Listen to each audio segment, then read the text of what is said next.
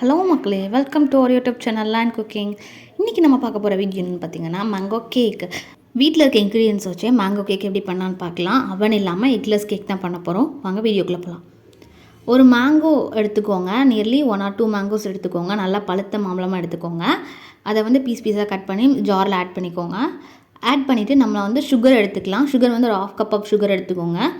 And எந்த கப்பில் அளந்து சுகர் போடுறீங்களோ அதே கப்பில் மாவு எல்லாமே அளக்க வச்சுக்கோங்க. இது நல்லா பிளெண்ட் பண்ணி எடுத்துடலாம். ஸோ இந்த அளவு பேஸ்டி கன்சிஸ்டன்சி வர அளவுக்கு நல்லா பிளெண்ட் பண்ணி எடுத்துகிட்டு ஒரு பவுலில் கன்வெர்ட் பண்ணிக்கோங்க.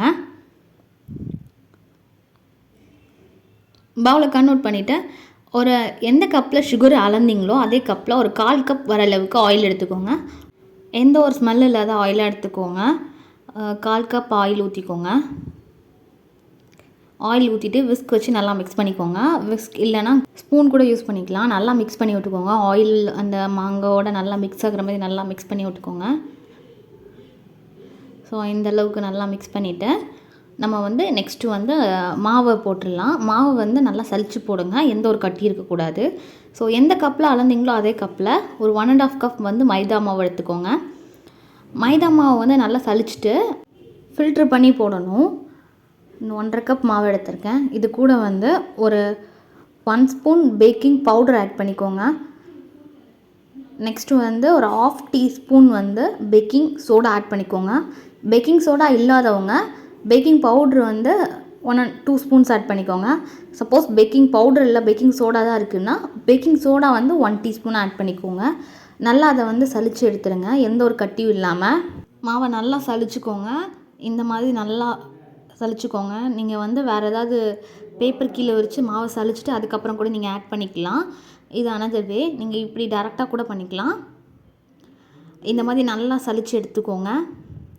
இதை நெக்ஸ்ட்டு நல்லா மிக்ஸ் பண்ணி விடணும். விஸ்க் வச்சு நல்லா கட்டி இல்லாமல் நல்லா மிக்ஸ் பண்ணி விடணும். பாருங்கள், நம்ம தண்ணி ஆட் பண்ணல, திக்காக தான் இருக்கும். கொஞ்சம் ஹார்டாக இருக்கும். மிக்ஸ் பண்ண நல்லா மிக்ஸ் பண்ணி விடுங்க. எல்லா பக்கமும் மிக்ஸ் ஆகணும். எந்த ஒரு கட்டியும் இல்லாமல் நல்லா மிக்ஸ் பண்ணணும். நல்லா மாவு மேங்கோ எல்லாமே நல்லா மிக்ஸ் ஆகிற மாதிரி மிக்ஸ் பண்ணி விட்டுக்கோங்க. இந்த மாதிரி எந்த ஒரு கட்டியும் இல்லாமல் நல்லா மிக்ஸ் ஆகிருக்கான்னு செக் பண்ணிக்கோங்க. அது வரைக்கும் நல்லா மிக்ஸ் பண்ணிக்கோங்க. இதுக்கப்புறம் ஒரு டீஸ்பூன் வெனிலா எசன்ஸ் ஆட் பண்ணிக்கலாம். வெனிலா எசன்ஸ் இல்லைன்னா பரவாயில்ல, இட்ஸ் அடிஷ்னல் தான். உங்களுக்கு இல்லைனாலும் ப்ராப்ளம் இல்லை.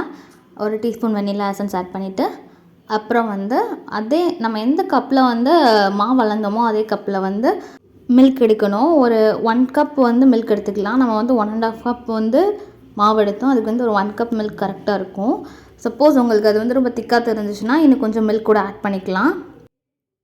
க்ரீமி கன்சிஸ்டன்சி இருந்தால் போதும். நல்லா மிக்ஸ் பண்ணியாச்சு. பால் எல்லாமே கொஞ்சம் திக்காக இருக்குல்ல, இந்த ஸ்டேஜில் நம்ம டூட்டி ஃப்ரூட்டி ஆட் பண்ணிக்கலாம். உங்களுக்கு என்ன கலர் இருக்கோ அந்த கலர் ஆட் பண்ணிக்கோங்க. என்கிட்ட எல்லோ தான் இருந்துச்சு, ஸோ எல்லோ மட்டும்தான் ஆட் பண்ணியிருக்கேன். வேறு கலர்ஸ் இருந்தாலும் அதை ஆட் பண்ணிக்கோங்க. ஆட் பண்ணிவிட்டு கொஞ்சம் நல்லா மிக்ஸ் பண்ணி விட்டுருங்க.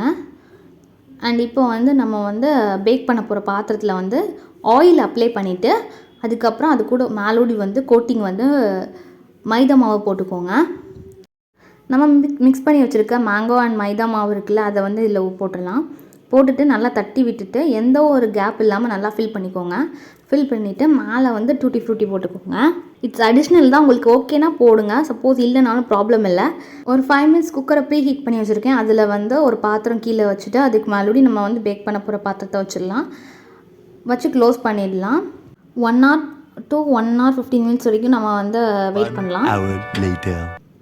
ஸோ பாருங்கள், நான் எடுத்துட்டேன். ஒரு ஸ்டிக் வச்சு நல்லா குத்தி பாருங்கள். மாவு அதில் ஒட்டுதான்ட்டு. ஒட்டாமல் இருந்துச்சுன்னா நம்ம ஸ்டவ் ஆஃப் பண்ணிடலாம். சப்போஸ் அப்படி ஒட்டுற மாதிரி இருந்துச்சுன்னா கூட ஒரு 5 minutes வச்சு எடுத்துருங்க. ஸோ எப்படி வந்திருக்கு பாருங்கள். நல்லா கேக் எப்படி பஞ்சு போல் வந்திருக்கு பாருங்கள். ஸோ நான் கட் பண்ணி காமிக்கிறேன். சூப்பராக இருக்கும். மேங்கோ ஃப்ளேவர் செம்ம டேஸ்ட்டாக இருக்கும். அவன் இல்லாமல் எக் இல்லாமல் இந்த மாதிரி கேக் ரெடி ட்ரை பண்ணி பாருங்கள். மறக்காமல் கமெண்ட் பண்ணுங்கள். ட்ரை பண்ணி பார்த்துட்டு மறக்காமல் கமெண்ட் பண்ணுங்கள். இது போல் வீடியோஸ் நிறையா பார்க்குறதுக்கு நம்ம சேனலை சப்ஸ்கிரைப் பண்ணுங்கள். நெக்ஸ்ட் வீடியோ எந்த மாதிரி வேணுங்கிறத கமெண்ட் பண்ணுங்கள். இது போல் வீடியோஸ் நிறையா பார்க்குறதுக்கு நம்ம சேனலை சப்ஸ்கிரைப் பண்ணிக்கோங்க.